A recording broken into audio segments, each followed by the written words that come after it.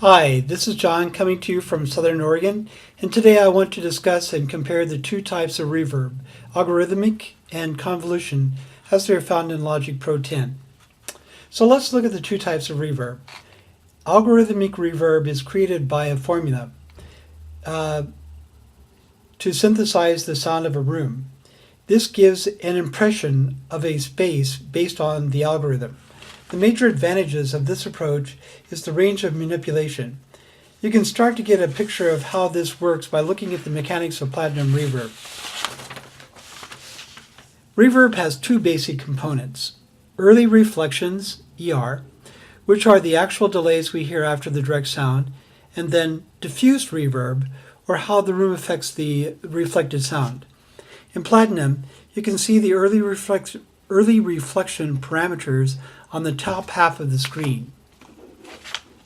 I have it open here. We have pre-delay, the room shape, room size, the ER slider, and the stereo bass. Diffuse parameters are on the bottom of the screen. These parameters determine how the dressing of the room affects the synthesized space.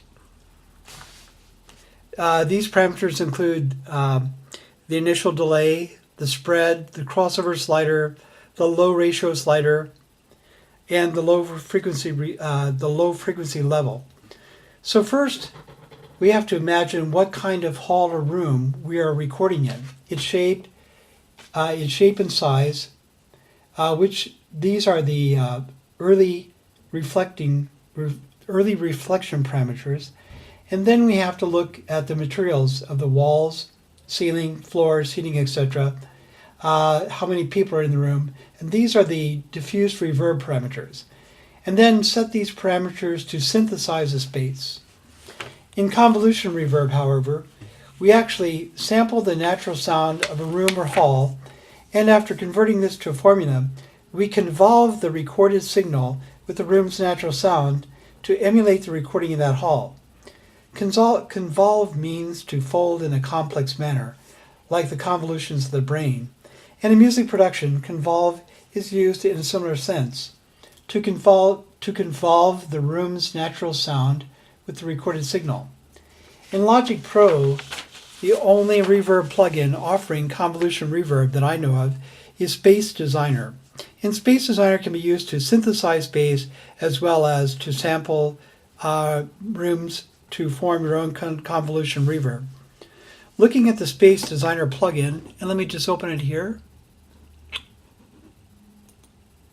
In the circular area on the left of the main screen, we have the IR sample on top. That's the impulse response, IR impulse response sample on top, and synthesized IR on the bottom. So we click on IR sample, and that initializes the IR mode, the IR sample mode. Then clicking on the minus sign at the right of that opens a menu where we can find the folder, find where the folders are at. So we can click on Show in Finder. That opens a Finder menu or a Finder window so that we can see what files are available to use here. We have the Hansa Studio, which I've already, you can double click on that to open it, which I've already done.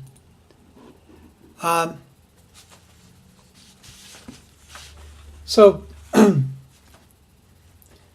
right now I just want to play a bass track that I've already recorded so that you can hear the differences between these two types of reverb. So first of all, I'm going to mute the convoluted reverb and solo the algorithmic and play the bass line.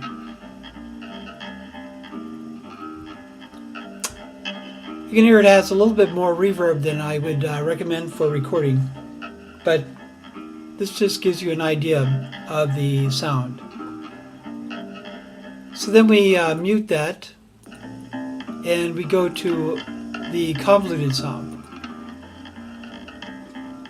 Sound is similar but there's a little bit softer sound on the low end.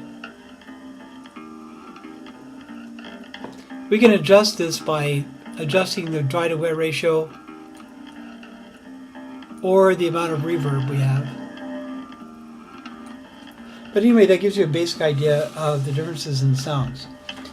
In conclusion, we have covered an overview of the two types of reverb and taken a closer look at how they are created in two different Logic plugins.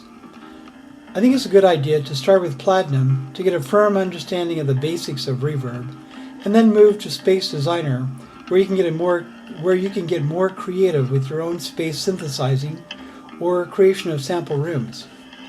I hope this has given you a better understanding of reverb. Thanks for listening today.